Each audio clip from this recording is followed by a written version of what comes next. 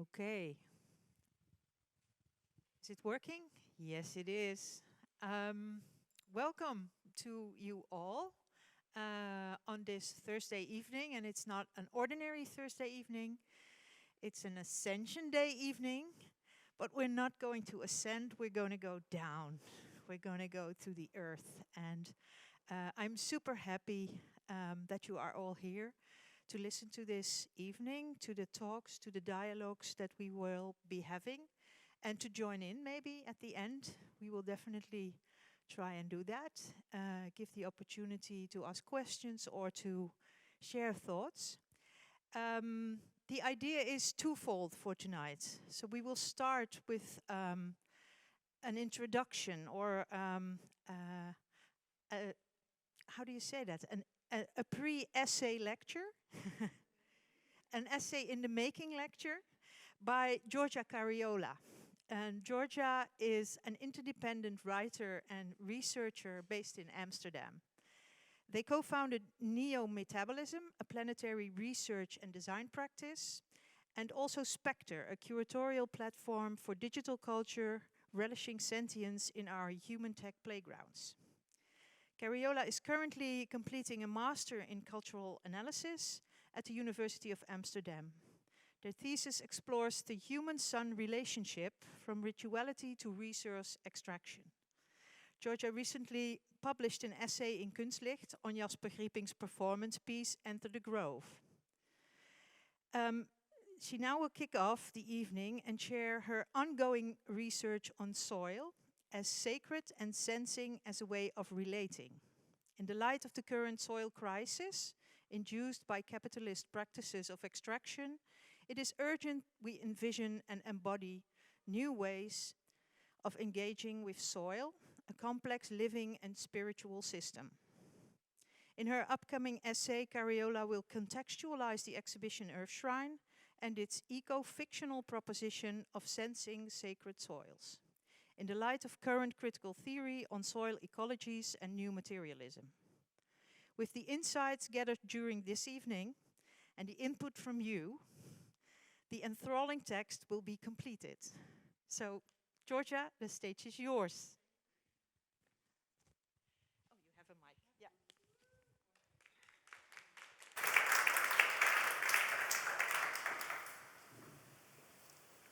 Can you all hear me? Oh yes, this works. Did you all have dinner? Yeah. What did you have? I had wraps. Wraps? Yeah, I made them with courgette, mais, linse, paprika. Nice. Great, that sounds good.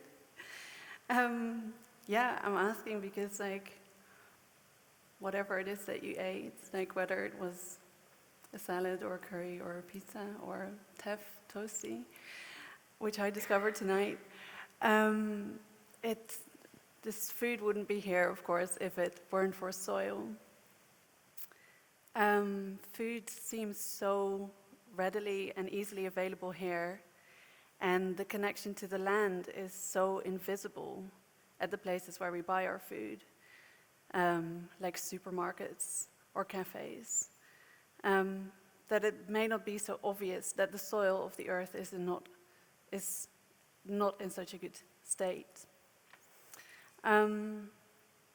Even if we know it, we don't experience it daily, so it's easy to forget. It's easy to just eat and not think about soil. A recent report by the IPBES, which is the Intergovernmental Science Policy Platform on Biodiversity and Ecosystem Services, showed that currently 33% of soils, 33% of soils on the earth are degraded, meaning they are not healthy enough to produce human food. With the current rate of soil exploitation, this could become 99% by 2050. Some say that we have less than 60 harvests left. The same report mentions how the rate of global change in nature during the past 50 years is unprecedented in human history. and how the largest direct drivers of change have been the way in which humans have made use of the land and sea by, for example, industrializing and scaling practices like agriculture and fishing, and the way in which other non-human organisms have been exploited. At this moment, 75% of the land surface has been significantly altered by humans for the purpose of agriculture, animal husbandry, and industry. There is very little left of the wild, and there is very little left of unaltered soil.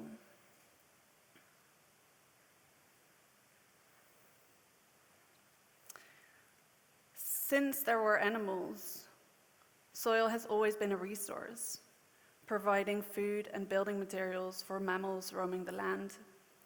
Human agriculture practices have exhausted soils across the world long before industrialization. But since the Industrial Revolution, in industrialized parts of the world, the human relationship with soil has increasingly become one in which soil is used for production of economic value. In order to feed both growing human populations, the increasing number of animals kept in captivity, and to meet new, real and imagined consumer demands, soil was exploited and became degraded. The over-focus on productivity and financial gain changed agricultural practices, and the human-soil relationship became one based on exploitation. Soil became to represent money. The soil crisis, like the climate crisis, is a crisis of relationality. The dominant mode of human-soil relating is currently based on extracting and depleting natural resources and exploiting human and non-human beings for the sake of financial gain, or just for the system to function. How can we move from relationships built on these premises to ones based on mutual respect, collaboration, and care, on joy, compassion, and pleasure?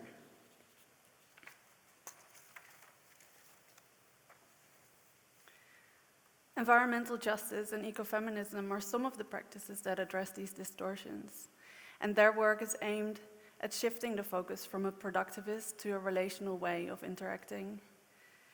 They are aimed at restoring the relationships between humans and non-humans, the living and non-living, the material and immaterial.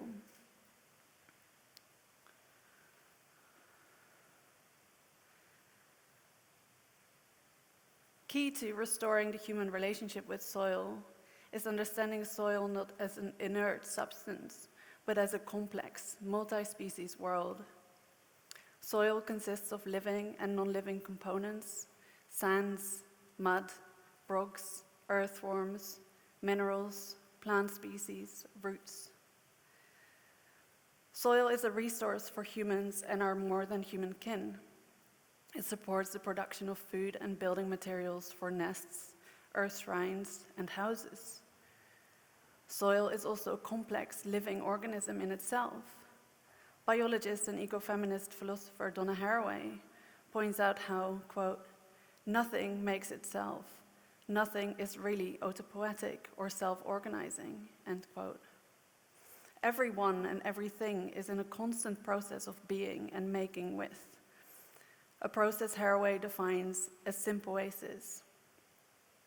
She describes how the drives of sensual curiosity, insatiable hunger, and irresistible attraction are the vital motor of living and dying on Earth, and how, quote, "Critters impenetrate one another, loop around and through one another, eat each other, get indigestion, and partially digest and partially assimilate one another, and thereby establish symbiotic arrangements that are otherwise known as cells, organisms, and ecological assemblages." End quote. Soil is an ecological assemblage, and it is a complex system with living organisms eating, digesting, metabolizing. It is, in Haraway's words, unruly. Soil provides life in the form of food that sustains bodies, We eat fruits and vegetables from the land, digest this produce to gain energy, until that which we don't need again becomes soil. Similarly, soil takes life. We bury our dead in the soil, where bodies become subject to a wild and unruly multi-species project of decomposing and decay. Bodies become food for other bodies, until the bodies themselves return to soil. The power to give and take life is something that is traditionally ascribed to more transcendent forces. It is in the hands of the gods. In soil, these metaphysical relationships are materialized. In its capacity to give and take life, is soil perhaps not merely a complex living system, but also a spiritual one?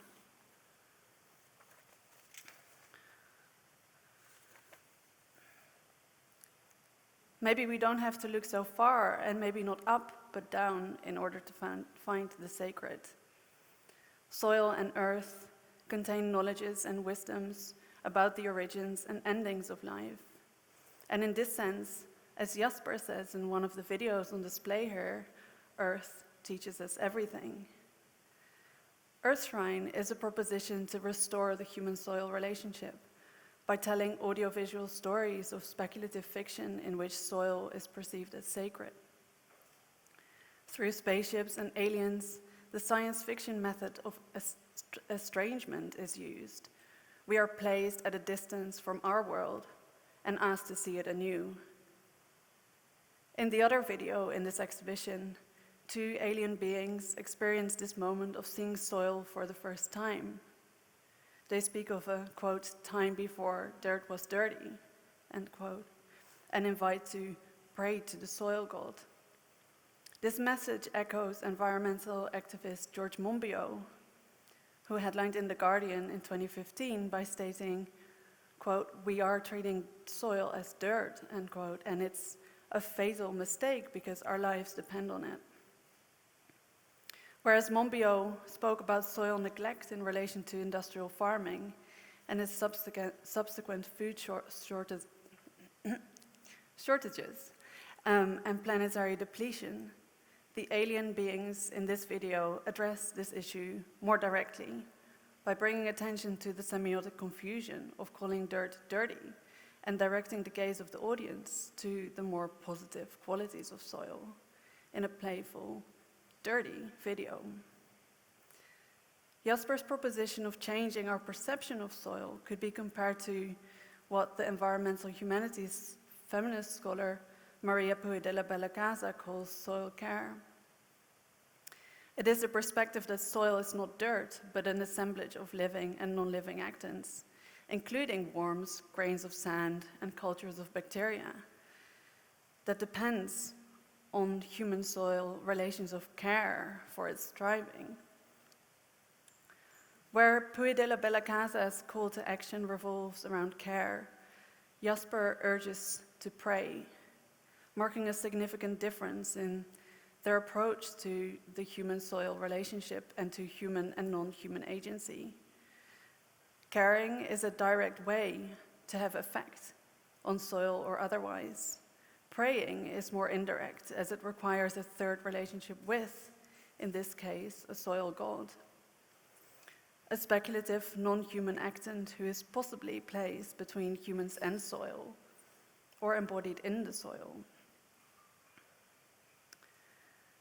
Whereas caring for the non-human confirms a position of both human responsibility for, and perhaps still control over nature, praying elevates the non-living to a deity of sorts, thus inverting the power balance.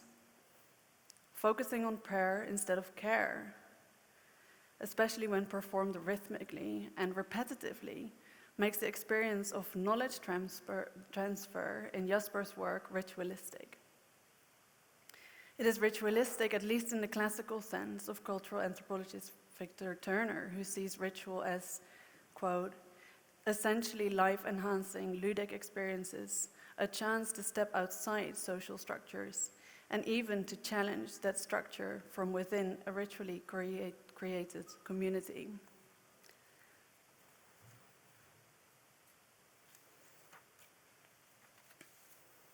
As I said earlier, the framework of certain feminist movements like ecofeminism, post-human feminism, and new materialism can help us to redefine our relationship with soil. Chelsea Power, whose MA thesis on multi-species ecofeminism is here on the reading table, she describes ecofeminism as a movement that understands the earth and non-human beings as alive, as having agency, as being responsive and invariably interconnected. New materialism challenges human centrism and encourages us to perceive matter as active and possessing agency. And in her 4 thesis on post-human feminism, Rosie Braidotti posits that as a result of decentering the human, non-human life, which she calls Zoe, is now a ruling concept. The point of post-human feminism is to question and propose alternatives to the humanist ideal of man as the measure of all things. In a way, what these movements are doing is integrating the age-old understanding that everything is connected, that all is one, and that we are part of the web of life, not the ones in charge. It is integrating this into the academic discourse. This is a step towards challenging and hopefully eventually overthrowing the patriarchal, anthropocentric systems of knowledge, which are at the root of most capitalist colonial practices and relationships of exploitation. If we internalize that we are connected to the soil, even just through the food we ate, if we understand soil as something that gives but also takes life, something that can give and take our lives, and if we understand that we are in a constant process of making with, a process of living and dying with soil, we may begin to transform our relationship with this, perhaps sacred being. That was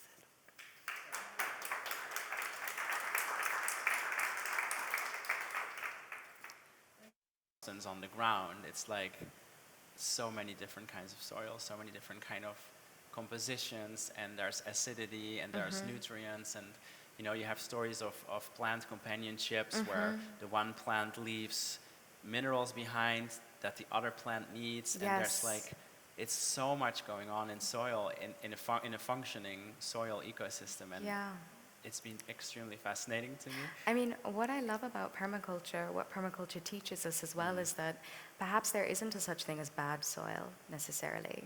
You know, yes, there is the toxic, but does toxic mean fatality?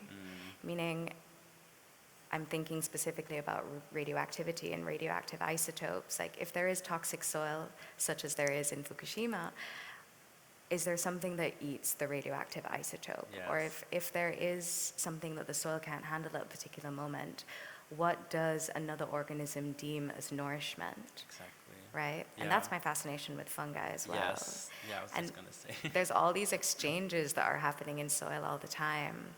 And somehow they manage to be so incredibly balanced.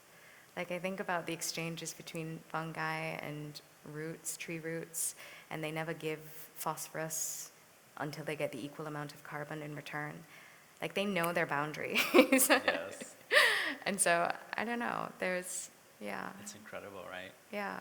This makes me think of the Finding the Mother Tree book by Simard, where she describes how this particular fungi interconnects roots of plants and trees, so they can exchange resources, glucose, like phosphor, all these things they need, and they can exchange it through a fungal internet. It's really incredible, and Right.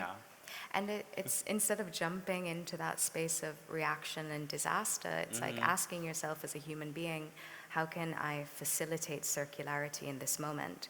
Meaning, there's a particular cycle, a cycle of birth and death that's happening right in front of me within ecologies and nature, and perhaps toxicity is preventing the cycle from continuing. So what needs to be initiated to allow the cycle to continue once more? I'm thinking about weeds, like dandelion, for example. Like, if you have too much of it, it really is information for your garden. perhaps you have too much calcium in your soil and you need to add something else, you know? Yeah. Like, how do we read our gardens? How do we read landscapes and Yeah. spaces?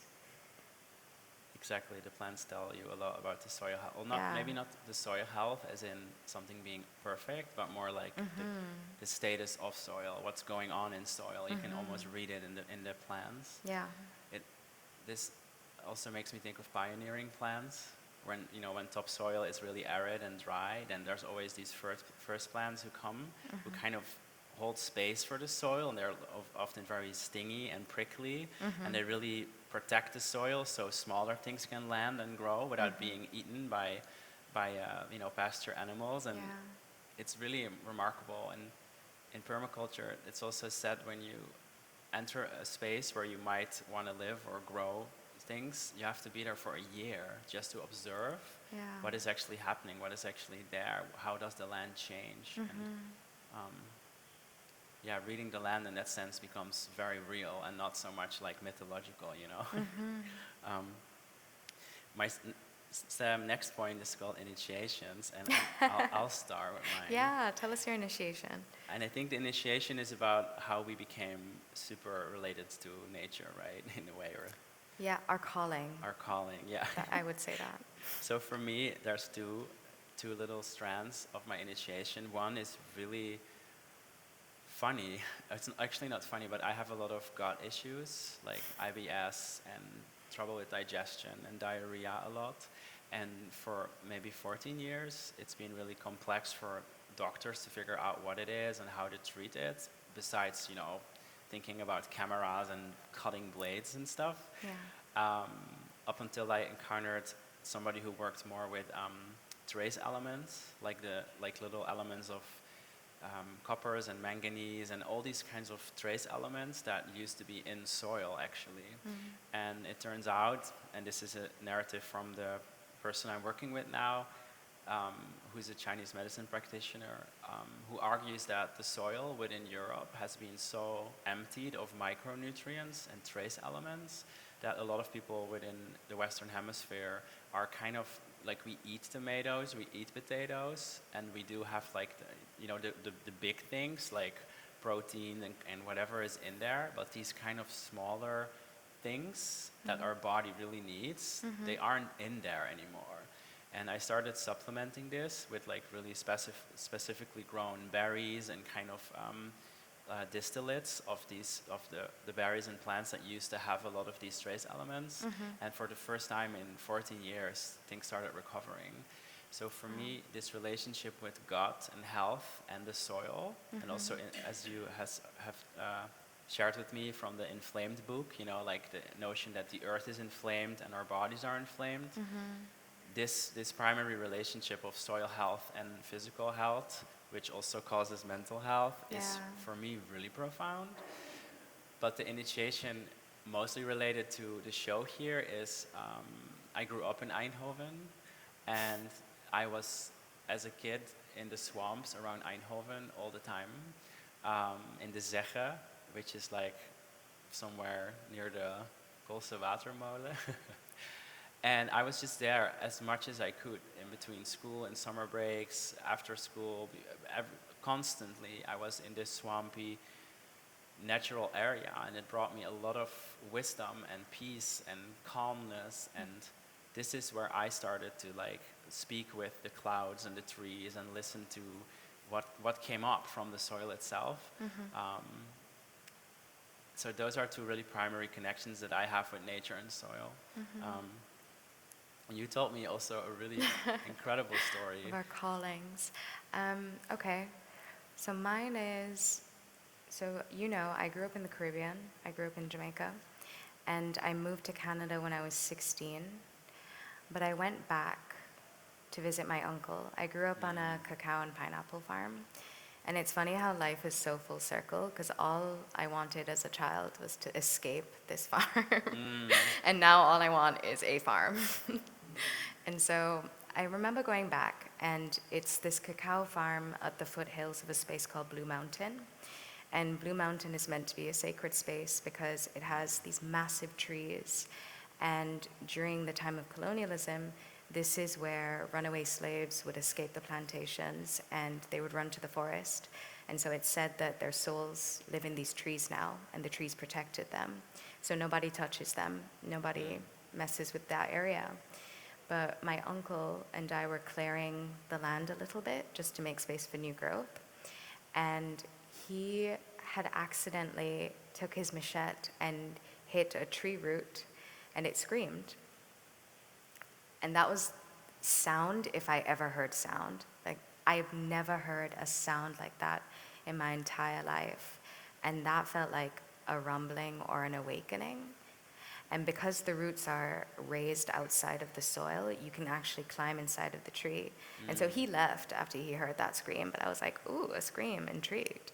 And so I climbed into the tree and just sat there. Under the roots. Yeah, and I just felt like, I need to know this language now. This feels like language I want and need to know. That's all I felt. And now I feel like I'm just moving through life trying to understand that type of speaking. And that feels like a real calling. Yes. Yeah. Thank you. The screaming trees. Screaming tree. I mean, I feel like I can't wait to hear the screaming tree, but I wouldn't want to harm these beautiful trees Yeah. that you just described. It's actually also interesting. I remember now in our Zoom talk that you mentioned this, you shared this beautiful story from the tree that screamed, because it might have been also the voices of the deceased slaves that were kind of, their spirits were still in the trees, or the people who were made slaves.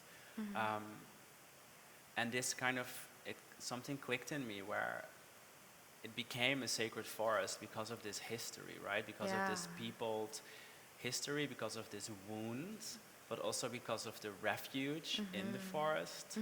And then I started thinking, is this where maybe all sacred natural spaces come from? Where an historic event that maybe caused a wound or something traumatic, or in any case, a very significant communitarian event, and that somehow it needs an actual space on the earth to have where the memories can live or can find rest. And this to me was incredibly powerful to think. Deaths that take place all the time, but I do believe that institutions think that there's a permanence always involved. For example, within academic institutions, students come and go all the time. Contracts begin and end. Knowledge changes, therefore curriculums always have to change. So why is there such a rigidity to canonical knowledge, for example?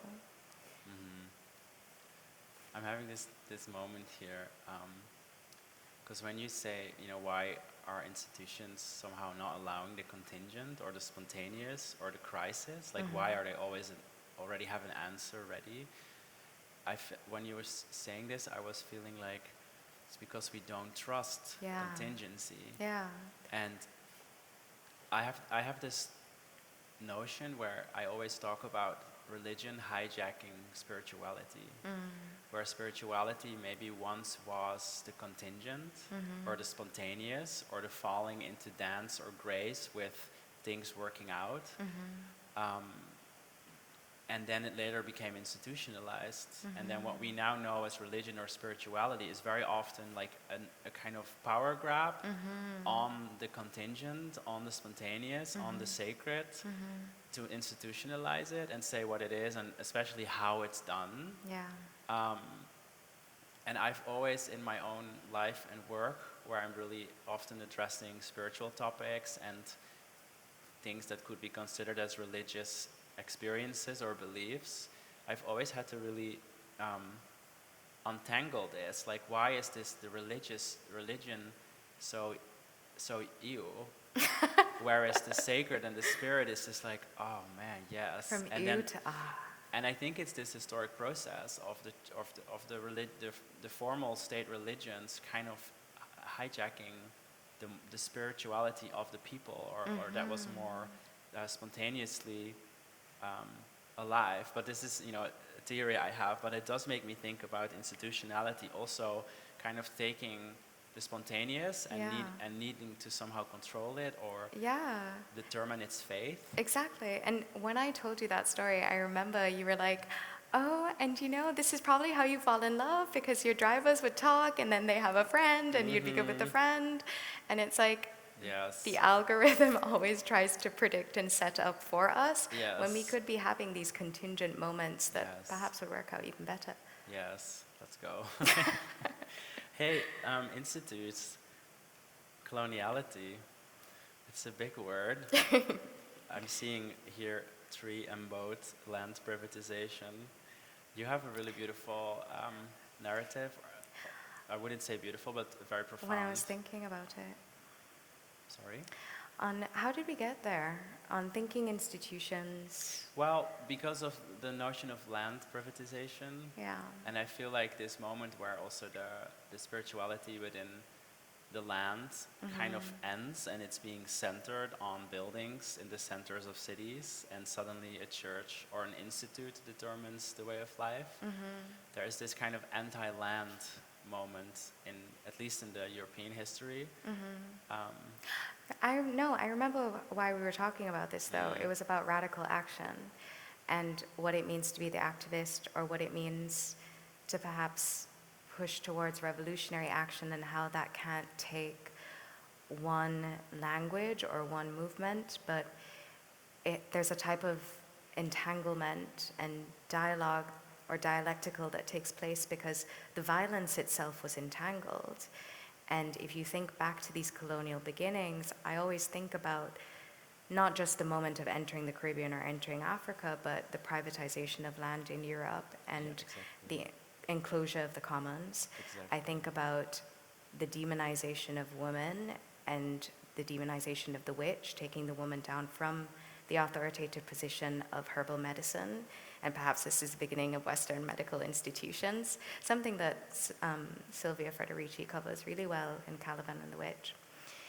I think about, from those two movements, the shift in ideology between the forest as a space of sacred act and worship to the forest as the commodification of 4,000, 6,000 oak trees becoming a ship to sail across the transatlantic.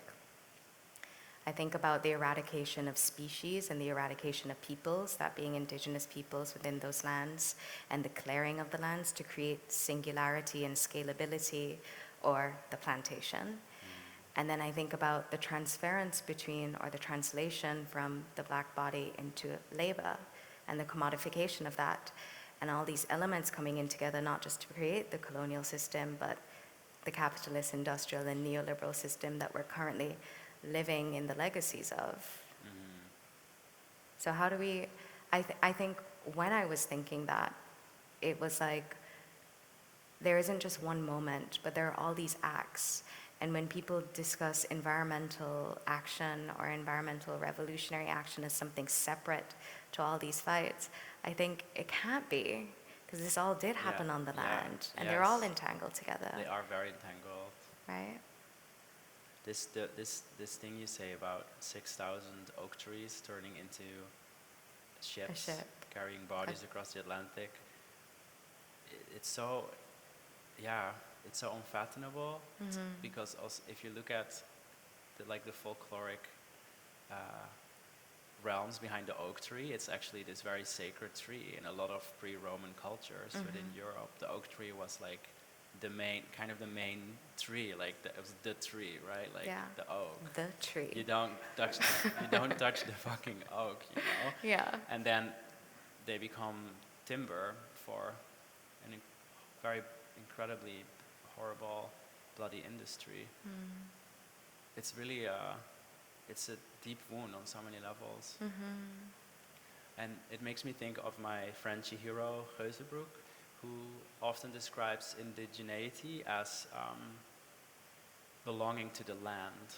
So the land is not belonging to us, but we belong to the land. And I feel in these processes of the, encapsulating, or how do you say it, the commons, Enclosure of enclosing the commons. the commons, and people in a way being drawn towards cities, drawn towards more higher rational sciencey moments which start to say what is true and not true, etc. And there's this kind of big shift in the way we relate to land. So we are, in a way, from being with the land, very uprooted, taken from the land and the forests and the trees are suddenly not worthless, but they become an economic worth rather than a worth of life. And seeing how this is so much what happened in Europe, and then it's being transposed through our enterprises with ships to other parts of the world, where also an uprooting is happening by literally destroying ecosystems, by destroying cultures, by just ending life to create this plantation mentality, this institutional grid. It's incredibly profound. It's so funny because the next point is land-based practices and land-based belonging and oral cultures and cosmologies. Ooh. Well, that does tie in really well, because in order to enact that type of violence, when you're moving into this space of healing, that goes back into the work of meaning making and retelling of stories. What the oak was a particular story that was told. There are mythologies surrounding it. And then there was this ideological shift in what the oak could do instead of who the oak was. And so I think that's why I really applaud these indigenous activists moving towards the retelling of stories to reconnect to the land, you know, and how in the eco-feminist mantra, the restoring of history is also the restoration of species in an interesting way. Yes. It's so funny. I was reading yesterday in a magazine from Berlin from the collective called Hoop, and it's called Plant Magic. And one of the first texts is about the 9 herbs charm, and where at some point in European history, when people would forage for herbal medicines, they wouldn't think of the name of this plant. They would kind of chant out its function to kind of, charm it to come closer, and then you almost by harvesting it and chanting it, it's like you're activating it even more. And a similar thing actually happens with ayahuasca harvesting, where there's people chanting as they take the vines and the leaves, and it's really remarkable how plant medicine creation is so much often involved with storytelling and song making. Oh my God, I lost my train of thought. Oh yeah, the oak tree. It's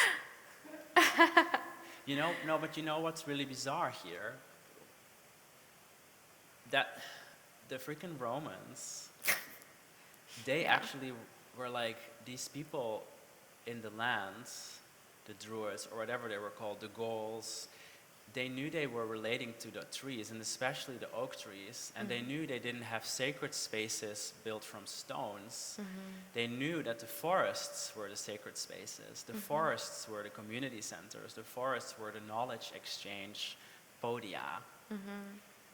And the Romans were like, we need to fucking destroy the forests. So can you imagine that even so far before these transatlantic seafaring moments were happening, the Romans were also like literally anti-forest, because the forest was this powerhouse of a sort of pre-institutional commons. I mean, I'm just baffled, that then these same oak trees are becoming these ships that draw this wound across the globe, I love that you use the term pre-institutional as well, though, because it kind of it touches on the learning or pedagogical mechanisms of nature, or the learning and pedagogical mechanisms of designing outside of this colonial ideologies, right? And we even spoke about soil as a moment of teaching us what it means to be collective. How it can become this multi-species being with all these multiple communities in one, right? And how it negotiates that, because it's difficult being a part of a collective. It is difficult being in the world. And there's always going to be something of a loss and something of a gain, a sacrifice, if you will. But perhaps the losses always outweigh the gains, right? And we even spoke about, what does it even mean to have sacrifice in those situations? It always entails negotiation. It always entails flexibility, and also a recognition of movement and growth, that one perhaps can't have a particular rule for the entirety of time, It makes me think about like the notion of romanticizing the commune and this commune as the space after capital, which is Yes. super interesting. But we can't all be the healers on the commune. You know, No. we'll always have these particular roles, and that's Yes. really beautiful too. Yeah. I like what you said about soil being this kind of this teacher of community, where, as I think you said this also in one of the Zoom talks, where soil can be so many things, you know, and it's like on the same, it's the same substance again that you can hold within your hands, but it's a space for so many processes and species and Yeah. interactions happening. Yeah. So seeing soil in that sense as a model or a teacher for structures of community and Yeah. interactivity and belonging and co-entanglements is Yeah. very powerful. It's funny that we have storytelling and world building and oral cultures, performer priestesses. And we talked about that. We kind of did, but it's for me, when a couple years ago, I began, first I was traveling a lot over the world, being very inspired by a lot of non-Western ways of living and cosmologies and spiritual stories and ways of life. And I was really like, wow, this is so contingent. This is so different than what I'm used to in my home country. Things are so differently organized. It's refreshing for me. So I got really excited about this, like leaving Europe, kind of like, oh, Europe is so, it's just, what is happening here? Why is it so, like, you know, so strict? And it seems to be going through a really awkward dance. But then I came back in 2016 from Guatemala, where I did a permaculture training. And then I really realized I have to really look at the land here, the stories here, to try and figure out what happened here, and also how to restore the place where I was born.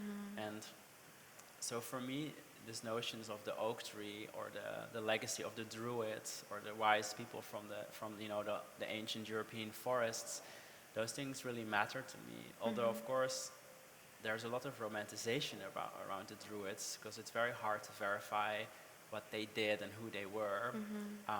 And even if they used the word Druid to describe themselves, like we don't know actually. And I see also, you know, when we use the word indigenous people, every different group of indigenous people, they don't call themselves indigenous. They have thousands of names for themselves. But in order to, of course, have a political face and a representation, now it's indigenous people. And they're also using these names to get visibility within the colonial power systems to fight back in a way. And so also, Druids probably didn't call themselves Druids. But what is known about these people is that they never wrote stuff down. Their cultures operated completely orally, meaning through storytelling, through singing, through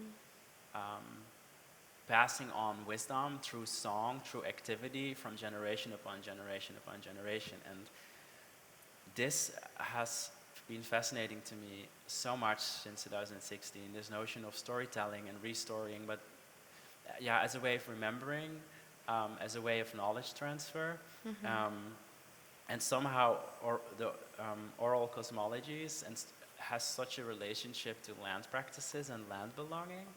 Is there something that you can share about that? Everything. I think. Great. No, for me, this is the work that I was doing a few months ago, having like moved throughout the African continent, and not just into the contemporary spaces, but looking at these pre-colonial kingdoms, and really being taken by surprise at how prevalent of a material storytelling and mythology was, even if it seemed to me absurd. Like even if the story itself, it was like, I don't know if that could, like, did that happen? But it isn't a question of fact, because mythologies don't operate always on the level of fact either, right? It's meant to touch the totalities of life. And that's why I think it transcends time as well and materiality, whilst also being grounded within it. Yeah. When you describe this, the sense I get is the notion of a story being very tangible. Like you can feel the story, like it's a temperature or it's like a draft of wind in the space. Like it exists. The story takes space, or it creates space, or it orchestrates space. Exactly. And you also, the question of did the story happen? It's like, no, the story is happening. Exactly. You know, right Or now. why are you even asking if it happened? It made this space. Yeah. We're like dancing at the edge of the story together. Yeah. Don't verify it. Get out of here. So I, as an artist, really love storytelling. As Angelique was saying in the intro, I came here in 2020 to perform my piece Enter the Grove, which is like a 50-minute story about people living with the land and dancing with the trees every couple months as they burn their fields to refertilize their soils by pyrogenesis, I think it's called, where you put fire to the field so all the charcoal and stuff makes the soil happy again. And this story was then, there were breaks in the story where I did songs that were also again about sort of, new ways of making land relatedness poppy and catchy again and exciting. And really exciting also at Mu that there's a lot of workshops for high schools and primary school kids, and they really get to see my music video now, and it's like, the soil god, and and like, I'm really excited about that, how world building and restoring can become a sort of educational remembering in the Earthshrine. Yay, goals. Okay. Because I do want to ask you a little bit more about restoration and restoring. Yeah. But performer priestesses. So before we were doing this talk, are we good on time? It's almost 9:30. So Okay. leave. Yes. Yeah, we go for 7 minutes. Okay. So I have this theory, and probably I'm not the only one, but this feeling I have is that priestesses in the ancient temples, what they did in terms of facilitating processes, holding space, sharing stories, being larger than life, going on here, and especially the land. Anyone? Yeah, I'd like to add, there's also another definition for There's gonna be a new and so the idea of leadership Yes. is changing, but there's also, coincidentally, I thought of this today, that leader is also a preceder. So maybe it's not just holding space, but also voorganger. Yes. We precede, and that's also like a magnetism for. Yeah. So it's a different. Someone with experience, right? Someone who earned their position instead of bought it, perhaps, maybe. Or maybe it's also that all these terms have double or maybe even more meanings. Like it's not Yes. even this binary of good and bad. 100%. It can also be like the political can be strong or good or sharing. Yes. But it can also be power and about power and oppression and about disruption, yeah. So it's also, I mean, you could use the same word in many different ways. And it's good to think, to talk about the many different ways and the ways you mean it to Yes. be. Maybe. Anyone? Another question? Anyone have a final last word? Well, there's no final last word at all. Well, what I still want to say is that I hope you will all feel invited to come this Sunday afternoon and be part of the rituals, because I think talking and thinking about all that has come by this evening is one thing, but to embody it and to feel it and to smell it is another, and I think it's equally important. So hopefully you will be there. And then there's a third plan that we have to make the Earthshrine come to life, and that is on the 11th of June.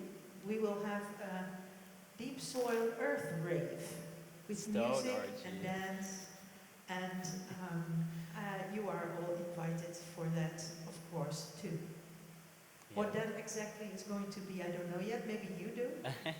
I'm working on it. Okay, good. But I very much look forward to Yeah. that. So thank you for being here. Thank you all for talking about this very interesting and important issues and matters and soil. And I look forward to